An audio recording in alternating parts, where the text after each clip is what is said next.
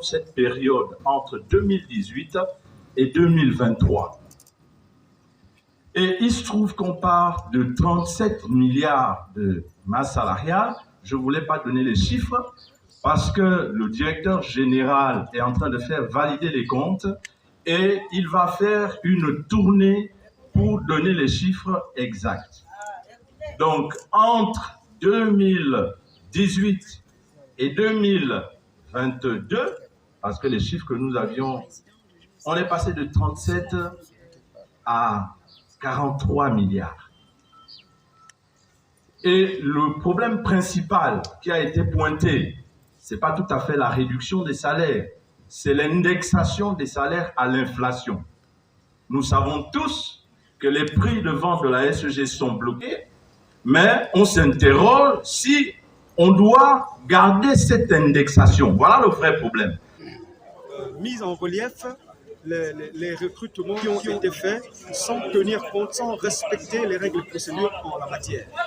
Donc nous avons demandé, parce qu'il est dit qu'il y a inflation, il y a une explosion de la masse salariale, cette masse salariale est due aussi aux embauches tous azimuts que nous faisons.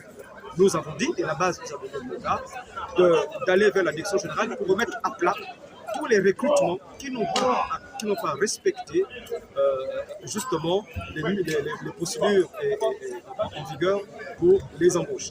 Nous voyons ici quatre figures. Nous commençons par prendre des temporaires.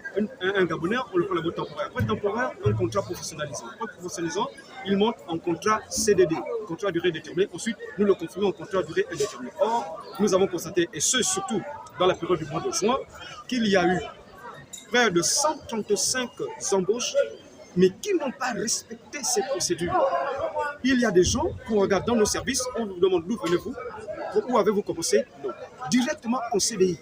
Nous disons que ce n'est pas normal. Pendant que derrière, il y a des Gabonais et des Gabonais qui ont respecté cette démarche, qui ont été formés au centre des métiers Jean Violas, dans le métier de base, qui ont été temporaires, qui ont été apprenants, qui ont été professionnalisants, au bout du compte, ne sont pas embauchés définitivement, mais pour prendre plutôt des gens qui n'ont pas fait ce parcours et qui sont déjà installés, qui ont déjà des contrats à durée indéterminée. Voilà des choses que nous avons décriées et l'Assemblée générale nous a donné mandat, quitus, justement remettre à plat la direction générale ces choses parce que ça concourt justement à la diminution de la masse salariale.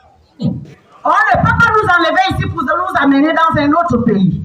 On a commencé à la SCG, nos enfants sont nés là et nous sommes prêts à aller à la retraite. Il faut préserver l'emploi pour nos enfants, nos petits-fils. On est d'accord avec tout ce qu'ils sont en train de dire. Sauf que, ils ont énuméré qu'il y a beaucoup de directeurs, il y a beaucoup de chefs de département qui ont été nommés de 2017 à 2023. On est tous d'accord. Le nouveau DG vient d'arriver. Il ne connaît pas tout ça là. Il n'est pas dedans. Donc, le club d'amis que vous avez créé à la SEG là, et posez-moi d'abord tout ça avant qu'on ne rentre sur nos salaires. On est d'accord?